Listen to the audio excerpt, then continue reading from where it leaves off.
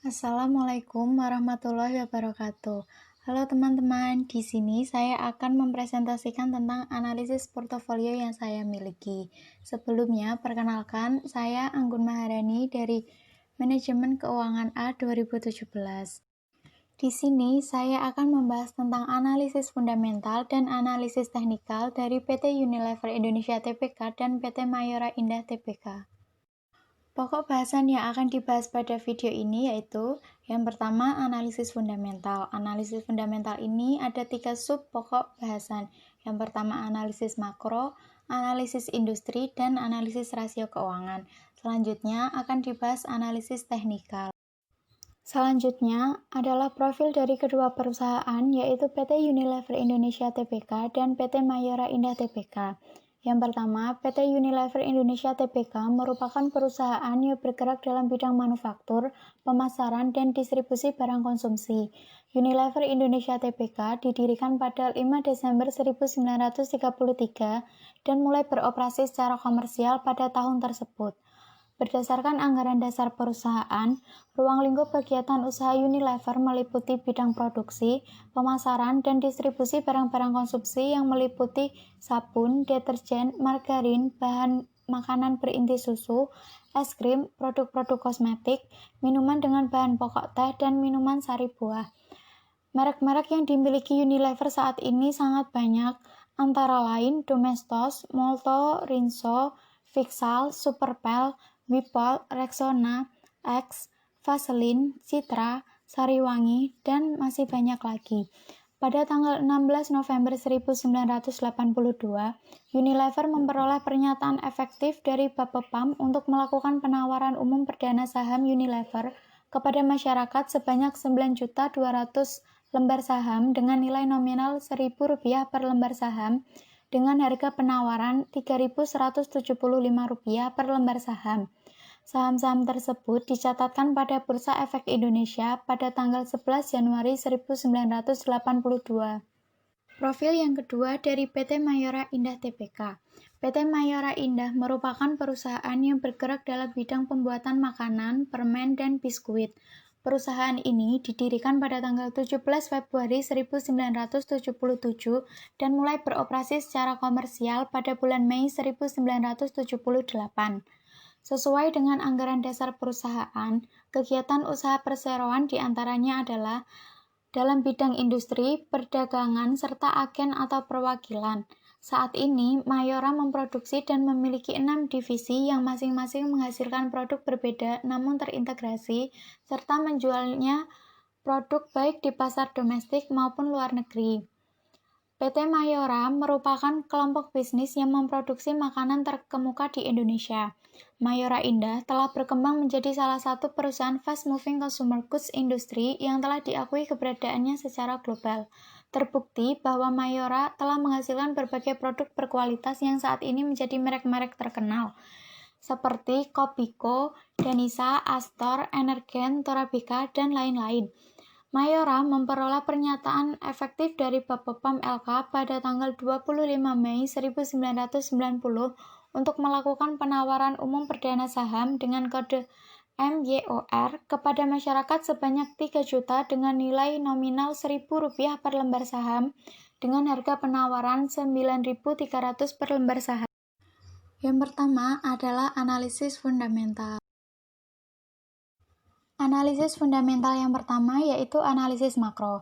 Analisis makro terdiri dari 3 bahasan. Yang pertama, pertumbuhan ekonomi, yang kedua, inflasi, dan yang ketiga, nilai tukar. Untuk yang pertama adalah pertumbuhan ekonomi.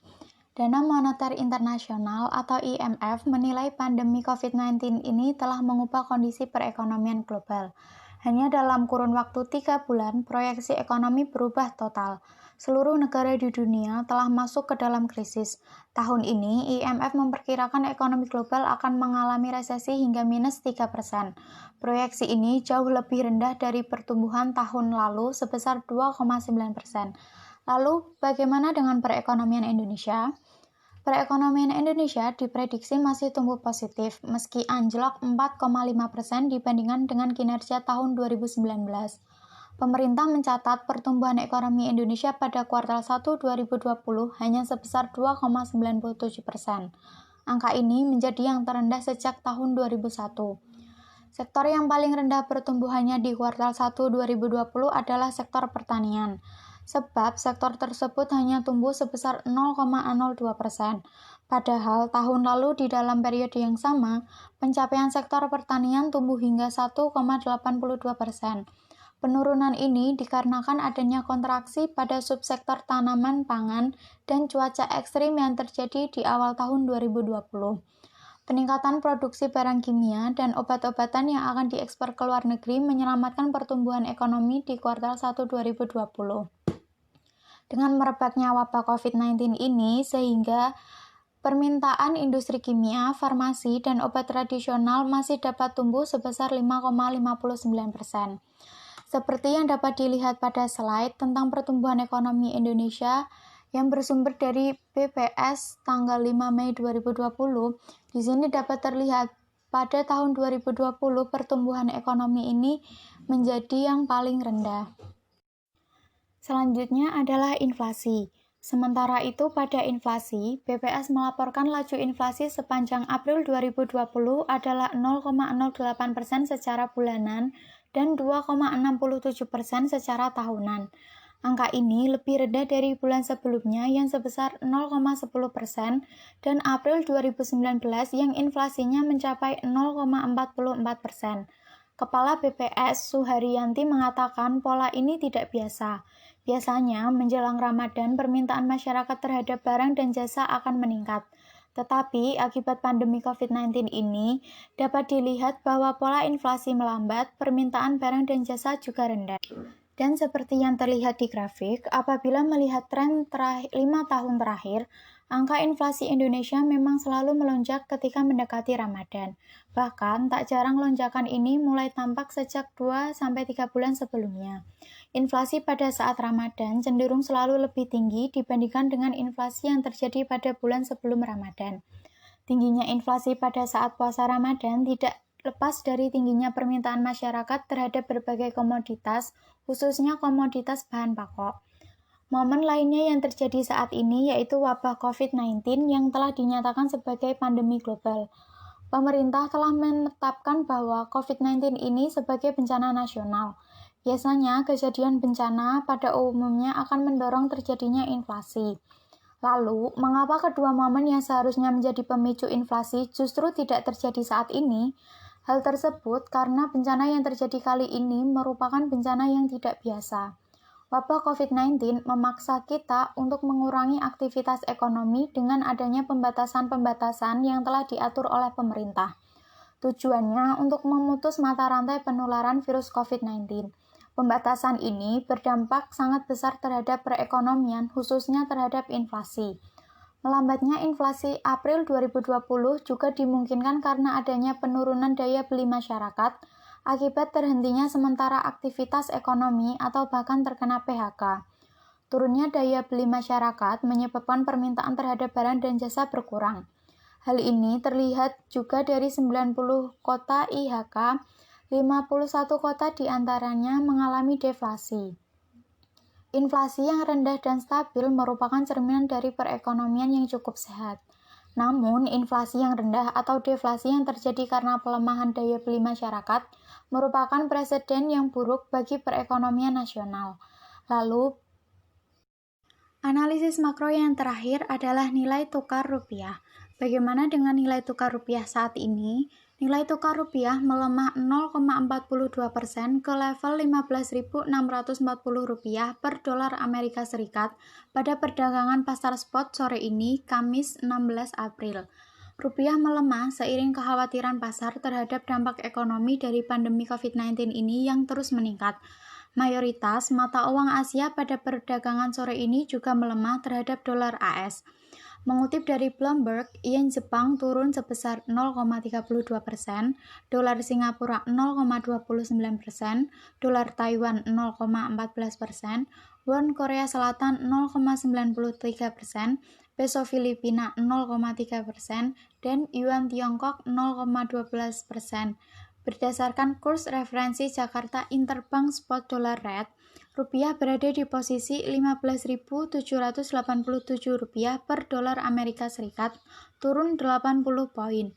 Direktur TRFX Garuda Berjangka Ibrahim menjelaskan, pasar kembali khawatir dengan dampak ekonomi dari penyebaran pandemi virus corona. Kekhawatiran pasar muncul dari anjloknya data penjualan retail di Amerika Serikat yang mencapai minus 8,70% pada Maret 2020. Jika nilai tukar rupiah melemah, maka pelaku pasar atau investor enggan memasuki pasar Indonesia. Analisis fundamental yang kedua adalah analisis industri. Di tengah pandemi COVID-19 ini, sektor industri fast-moving consumer goods tetap stabil bahkan membaik. Mengapa hal tersebut terjadi? Yang pertama, masyarakat menimbun atau menyimpan stok bahan makanan dan perawatan kesehatan tubuh selama masa pandemi.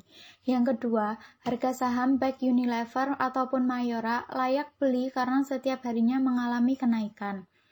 Tidak semua sektor bisnis anjlok di tengah wabah COVID-19. Ada beberapa sektor relevan yang justru bisnisnya membaik. Salah satunya di industri fast-moving consumer goods. Dalam pantauan Ricky Afrianto, Global Marketing Head of PT Mayora Indah Tbk, ada beberapa kategori produk yang malah meningkat, seperti minyak goreng, karena masyarakat tidak kemana-mana, jadi mereka lebih memilih memasak sendiri daripada membeli. Apalagi produk kesehatan seperti sabun cair, tisu, sampai vitamin. Hal tersebut bisa jadi karena banyak pelajar yang tinggal di rumah sehingga konsumsinya tinggi. Apalagi produk fast-moving consumer goods yang sangat kuat di offline kini harus beralih distribusinya secara online. Beberapa produk mulai beradaptasi dengan penjualan via e-commerce yang ternyata lonjakannya signifikan. Salah satu tantangan yang masih harus dihadapi adalah nilai tukar mata uang yang diharapkan terjaga, karena imbasnya bisa kepada harga jual. Pasalnya, bahan baku sektor fast-moving consumer goods masih banyak yang impor. Beberapa perusahaan ada yang terkena dampak positif dan tetap stabil, bahkan menguat saat wabah COVID-19, antara lain PT Unilever Indonesia dan PT Mayora Indah. Berikut ini saya akan menjelaskan seperti apa dampak positif yang terjadi pada kedua emiten tersebut. Yang pertama adalah PT Unilever Indonesia Tbk. Di tengah masa pandemi COVID-19, Unilever melakukan berbagai rangkaian upaya untuk tetap mempertahankan pertumbuhan bisnis. Menurut Heman, Unilever saat ini fokus kepada 3 hal. Analisis fundamental yang ketiga adalah analisis sektor keuangan. Di sini saya akan membahas analisis sektor keuangan dari PT Unilever Indonesia Tbk dan PT Mayora Indah Tbk. Analisis rasio keuangan yang pertama adalah earning per share. Earning per share merupakan rasio keuangan yang mengukur jumlah laba bersih yang diperoleh per lembar saham yang beredar. EPS ini merepresentasikan jumlah uang yang akan diterima oleh para pemegang saham atas setiap lembar saham yang dimilikinya saat pembagian keuntungan saham yang beredar pada akhir tahun. Laba per lembar saham menunjukkan kemampuan perusahaan menghasilkan keuntungan. Dapat dilihat dalam grafik, EPS Unilever setiap tahunnya mengalami kenaikan, dan kenaikan yang cukup tinggi dapat dilihat pada tahun 2018 yang mencapai Rp1.193,90 per lembar saham. Sedangkan EPS Mayora pada tahun 2015 mencapai sebesar Rp1.364,15 per lembar saham. Lalu di tahun 2016 sampai 2018, EPS Mayora mengalami penurunan dengan angka di bawah 100. Hal tersebut dikarenakan Mayora melakukan stock split. Rasio keuangan yang kedua yaitu price earning ratio. Price earning ratio berarti perbandingan harga saham dengan laba bersih per saham yang digunakan untuk menghitung harga wajar, murah atau tidaknya harga saham suatu emiten. Semakin tinggi PER berarti semakin mahal saham tersebut. PER Unilever berada di atas rata-rata PER industri, artinya saham Unilever termasuk mahal. Di akhir tahun 2019, harga saham Unilever sebesar 8.400 per lembar saham dan pada tanggal 8 Mei 2020 sebesar 8.050 per lembar saham. Saat ini, di tengah pandemi COVID-19, harga saham Unilever tergolong kuat. Sedangkan PER Mayora berada di atas rata-rata PER industri, yang artinya harga saham Mayora termasuk mahal, dan semakin meningkatnya PER maka harga saham dapat naik. Di akhir tahun 2018, harga saham Mayora sebesar 2.620 per lembar saham. Lalu di tahun 2019, EPS mengalami penurunan sehingga harga saham menjadi 2.050 per lembar saham. Dan pada tanggal 8 Mei 2020, naik lagi menjadi 2.130 per lembar saham. Rasio keuangan selanjutnya adalah Price to Book Value Ratio. PBV sering digunakan untuk menilai harga suatu saham apakah murah atau mahal, yang biasanya disebut dengan valuasi saham, dan digunakan oleh investor untuk membandingkan nilai pasar saham perusahaan dengan nilai bukunya. PBV baik Unilever maupun Mayora memiliki nilai lebih dari 1, yang berarti bahwa harga saham baik Unilever maupun Mayora telah berada di atas nilai wajarnya dan memiliki fundamental saham yang baik. Rasio selanjutnya adalah rasio profitabilitas. Rasio profitabilitas Unilever dapat dilihat melalui rasio GPM, NPM, ROA, dan ROE. Dalam grafik tersebut menunjukkan bahwa rasio GPM Unilever setiap tahunnya mengalami kenaikan. Namun pada tahun 2018 mengalami penurunan dari 2017 sebesar 51,08%, di tahun 2018 menjadi 50,46%. GPM yang tinggi pada Unilever menunjukkan bahwa perusahaan Unilever mampu untuk menjalankan produksinya secara efisien, karena HPP-nya relatif lebih rendah jika dibandingkan dengan penjualan. Maka semakin tinggi margin laba kotornya, semakin baik keadaan operasi perusahaan. NPM Unilever dari tahun ke tahun dapat dikatakan fluktuatif. Pada tahun 2015, NPM Unilever sebesar 16,04%.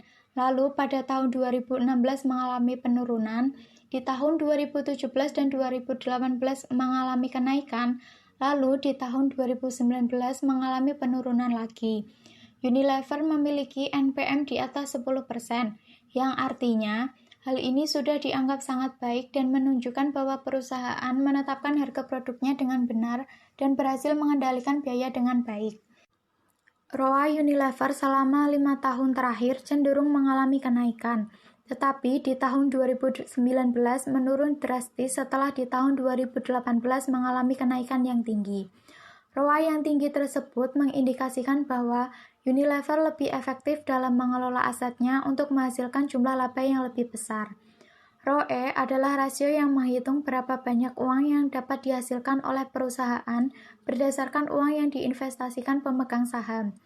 ROE Unilever selama 5 tahun terakhir dapat dikatakan sangat tinggi. ROE yang tinggi tersebut menunjukkan bahwa Unilever menggunakan dana investor secara efektif. Jadi semakin tinggi ROE maka semakin baik. Namun di tahun 2018, ROE Unilever mengalami penurunan. Hal tersebut dikarenakan terjadinya penurunan kapitalisasi pasar.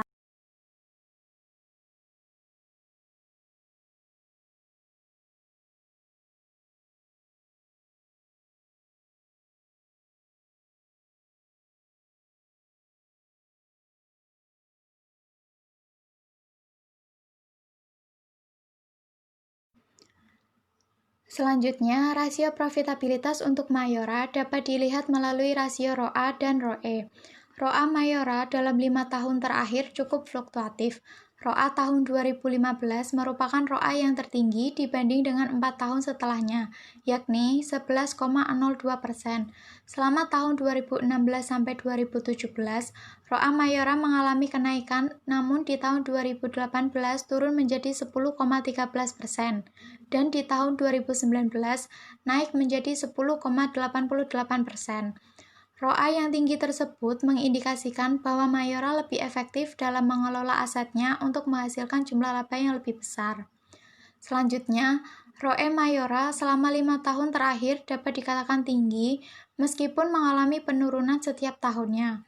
ROE yang tinggi tersebut menunjukkan bahwa Mayora menggunakan dana investor secara efektif. Jadi semakin tinggi ROE semakin baik. Rasio selanjutnya adalah rasio likuiditas. Likuiditas Unilever dapat dilihat melalui current ratio, quick ratio, dan cash ratio. Yang pertama, current ratio. Current rasio Unilever selama 5 tahun terakhir berada di bawah angka 1. Hal tersebut menunjukkan bahwa setiap Rp1 hutang lancar mampu dibayar perusahaan dengan Rp0,65 aset lancar. Biasanya, current rasio yang berada di bawah 1 atau kurang dari 1 menunjukkan bahwa aset lancar Unilever belum mampu menutupi hutang lancarnya. Yang kedua, quick ratio. Quick ratio hanya menggunakan aktiva lancar yang paling liquid untuk dibandingkan dengan kewajiban lancar. Inventaris tidak termasuk ke dalam perhitungan quick ratio karena sulit untuk ditukar dengan kas. Quick ratio Unilever selama 5 tahun terakhir dari 2015 sampai 2019 berada di bawah 1 atau 100%. Hal tersebut berarti perusahaan belum mampu membayar hutang lancar dengan aset lancar perusahaan yang lebih liquid. Yang ketiga, cash ratio. Cash ratio digunakan untuk mengukur besarnya uang kas yang tersedia untuk melunasi kewajiban jangka pendek yang ditunjukkan dari tersedianya dana kas atau setara kas. Cash ratio pada grafik menunjukkan bahwa selama 5 tahun terakhir, cash ratio Unilever berada di bawah 1 dan menandakan kas setara dengan kas lebih kecil dari hutang lancar serta belum cukup untuk melunasi hutang lancar. Kesimpulannya, likuiditas Unilever kurang baik karena aset lancarnya tidak cukup liquid untuk membayar hutang lancarnya. Sedangkan likuiditas pada Mayora juga dilihat melalui 3 rasio. Yang pertama, current ratio. Current rasio Mayora selama 5 tahun terakhir berada di atas angka 1. Hal tersebut menunjukkan bahwa setiap Rp1 hutang lancar mampu dibayar perusahaan dengan Rp2,37 aset lancar. Biasanya, current rasio yang berada di atas 1 atau lebih dari 1 menunjukkan bahwa aset lancar Mayora mampu menutupi hutang lancarnya. Yang kedua, quick ratio. Quick ratio Mayora selama 5 tahun dari 2015 sampai 2019 berada di atas 1 atau 100%. Hal tersebut berarti perusahaan mampu membayar hutang lancar dengan aset lancar perusahaan yang lebih liquid. Selanjutnya, cash ratio. Cash ratio pada grafik menunjukkan bahwa selama 5 tahun terakhir, cash ratio Mayora berada di bawah 1 dan menandakan kas setara dengan kas lebih kecil dari hutang lancar, serta belum cukup untuk melunasi hutang lancar. Kesimpulannya, likuiditas Mayora sudah baik karena aset lancarnya cukup liquid untuk membayar hutang lancarnya. Rasio selanjutnya adalah solvabilitas. Solvabilitas Unilever dilihat dari 2 rasio, yaitu rasio DAR dan DER. DAR yang optimal adalah rasio yang proporsi hutang atau kewajiban dan ekuitasnya sama seperti pada DER. Jika DAR kurang dari 0,5 kali, berarti sebagian besar aset perusahaan dibiayai melalui ekuitas. Jika rasionya lebih besar dari 0,5 kali, sebagian besar aset perusahaan dibiayai melalui hutang. Dan DER Unilever menunjukkan selama 5 tahun terakhir berada di angka 0,69 sampai 0,74 dan setiap tahunnya mengalami kenaikan. Hal tersebut berarti aset perusahaan lebih banyak dibiayai melalui hutang. Sedangkan DER Unilever selama 5 tahun terakhir berkisar antara 1,58 kali sampai 2,91 kali. Bagi perusahaan besar yang sudah go public, DER yang mencapai 2 kali atau lebih masih bisa diterima. Assalamualaikum warahmatullahi wabarakatuh. Halo teman-teman, di sini saya akan mempresentasikan tentang analisis portofolio yang saya miliki. Sebelumnya, perkenalkan, saya Anggun Maharani dari Manajemen Keuangan A 2017.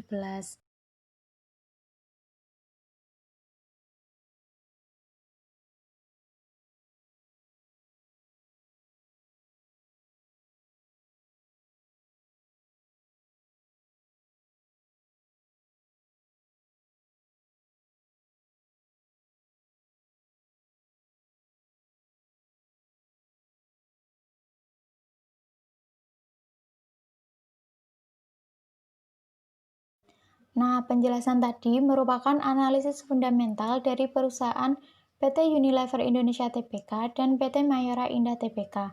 Selanjutnya adalah analisis teknikal dari kedua perusahaan tersebut. Yang pertama, analisis teknikal dari perusahaan PT Unilever Indonesia Tbk. Ada 4 indikator dalam analisis teknikal ini. Yang pertama, moving average. Yang kedua, moving average convergence divergence. Yang ketiga, Relative Strength Index atau RSI, dan yang terakhir, Stochastic. Untuk yang pertama adalah moving average, di mana jika garis MA20 memotong garis MA50 dari bawah ke atas, maka harga akan naik dan dianggap sebagai sinyal beli, dan sebaliknya, jika garis MA20 memotong garis MA50 dari atas ke bawah, maka harga akan turun dan dianggap sebagai sinyal jual. Pada bulan April 2019, terlihat garis MA20 memotong garis MA50 dari atas ke bawah, sehingga harga mengalami penurunan sampai bulan Mei 2019. Lalu, pada bulan Juni sampai Agustus 2019, grafik menunjukkan tren datar atau sideways. Pada tren ini, sebaiknya melakukan wait and see, yaitu menunggu dan melihat perkembangan harga saham tanpa melakukan transaksi jual-beli hingga menemukan momen yang tepat untuk transaksi. Pada akhir bulan Agustus, terlihat garis MA20 memotong garis MA50 dari bawah ke atas yang menunjukkan harga naik sampai pertengahan bulan September. Hal ini merupakan sinyal untuk beli. Lalu, dari pertengahan September 2019 sampai Februari 2020, harga berada di tren sideways atau tren datar. Dan di bulan Maret mengalami downtrend sampai pada harga 5.745, dan setelah itu harga mengalami kenaikan atau uptrend sampai pertengahan Mei yang menunjukkan sinyal beli, dan saat ini saham dapat dibeli pada kisaran harga 8.575 per lembar. Indikator yang kedua yaitu Moving Average Convergence Divergence atau MACD, yaitu indikator yang menunjukkan tren yang sedang terjadi dan juga memberikan sinyal beli atau jual. Dapat dilihat dari grafik tersebut, jika garis biru memotong garis merah dari bawah ke atas, maka harga akan naik dan sebaliknya. Dan dapat dilihat juga bahwa ketika nilai MACD berada di atas 0 atau positif, berarti pasar bersifat bullish, maka disarankan untuk membeli. Sedangkan ketika nilai MACD berada di bawah 0 atau negatif, pasar berarti berada pada bearish dan disarankan untuk menjual.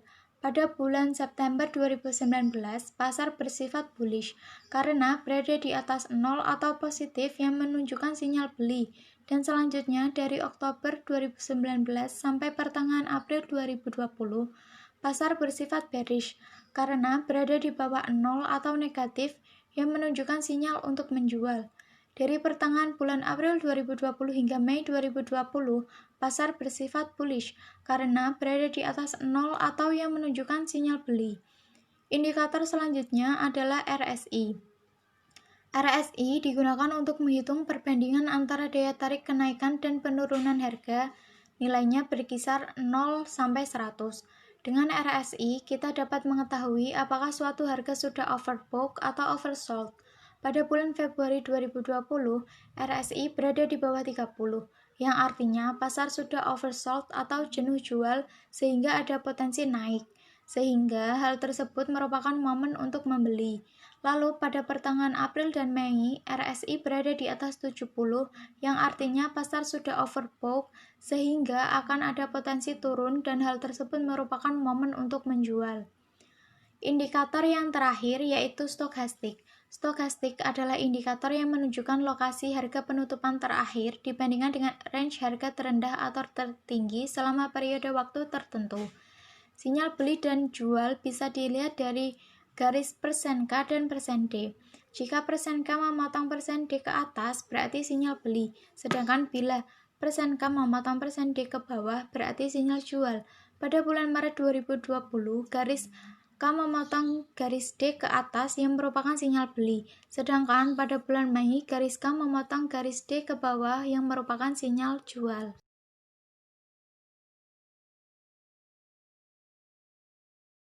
Analisis teknikal selanjutnya adalah analisis untuk perusahaan PT Mayora Indah Tbk.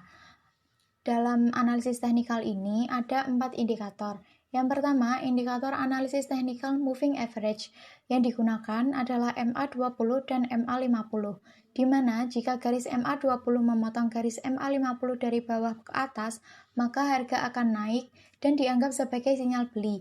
Dan begitu pula sebaliknya, jika garis MA20 memotong garis MA50 dari atas ke bawah, maka harga akan turun dan dianggap sebagai sinyal jual.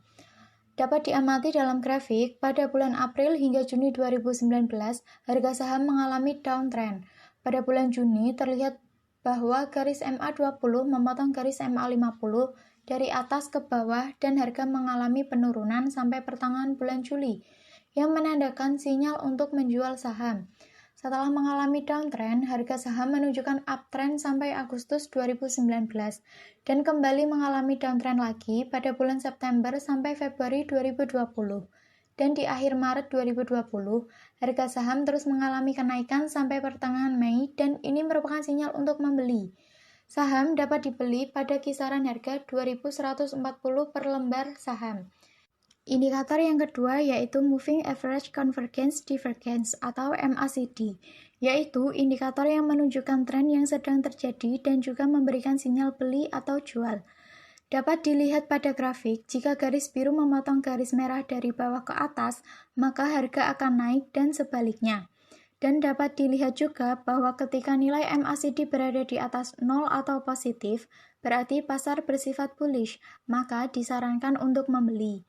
Sedangkan ketika nilai MACD berada di bawah 0 atau negatif, berarti pasar bersifat bearish dan disarankan untuk menjual. Pada awal tahun 2020 sampai Maret, pasar bersifat bearish karena berada di bawah 0 atau negatif yang menunjukkan sinyal untuk menjual. Dan pada bulan April 2020 sampai pertengahan Mei 2020, pasar bersifat bullish karena berada di atas 0 atau bersifat positif yang menunjukkan sinyal untuk membeli. Indikator selanjutnya adalah RSI. RSI digunakan untuk menghitung perbandingan antara daya tarik kenaikan dan penurunan harga. Nilainya berkisar antara 0 sampai 100. Dengan RSI, kita dapat mengetahui apakah suatu harga sudah overbought atau oversold. Yang terjadi pada Mayora adalah pada bulan Februari dan April 2020, RSI berada di atas 70, yang artinya pasar sudah overbought atau jenuh beli, sehingga ada potensi turun. Hal tersebut merupakan momen untuk menjual, dan jika dilihat pada grafik ketika bulan Februari, pasar overbought. Di bulan Maret, harga cenderung turun, dan pada bulan Maret, RSI pernah berada di bawah 30, yang artinya pasar sudah oversold atau jenuh jual, sehingga ada potensi naik dan saatnya untuk membeli. Terbukti setelah di bulan Maret turun, pada bulan April harga naik lagi. Indikator yang terakhir adalah stokastik. Stokastik adalah indikator yang menunjukkan lokasi harga penutupan terakhir dibandingkan dengan range terendah atau tertinggi selama periode waktu tertentu. Sinyal beli dan jual bisa dilihat dari garis K dan D. Jika K memotong D ke atas, berarti sinyal beli. Sedangkan bila K memotong D ke bawah, berarti sinyal jual. Pada bulan Maret 2020, garis K memotong D ke atas yang merupakan sinyal beli. Sedangkan pada bulan Mei, garis K memotong D ke bawah yang merupakan sinyal jual. Jadi untuk melihat analisis teknikal ini diperlukan beberapa indikator untuk menentukan kapan kita sebaiknya menjual ataupun membeli.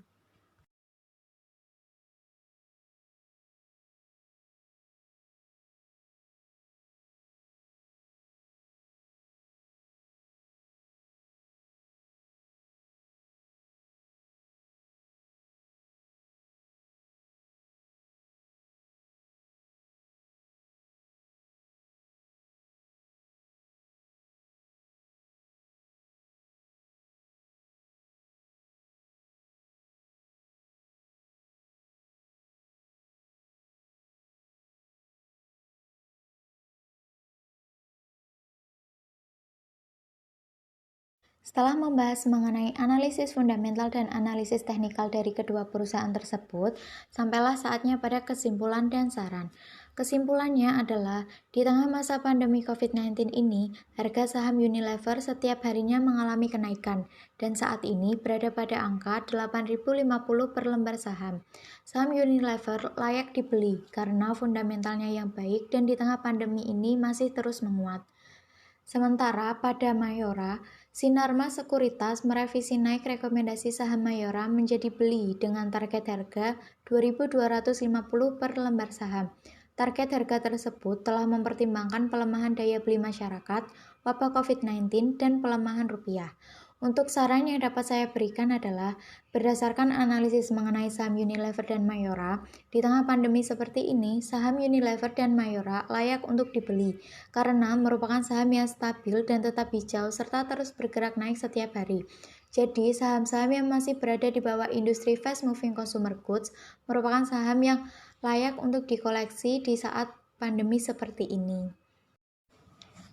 Sekian penjelasan dari saya mengenai analisis fundamental dan analisis teknikal dari PT Unilever Indonesia Tbk dan PT Mayora Indah Tbk.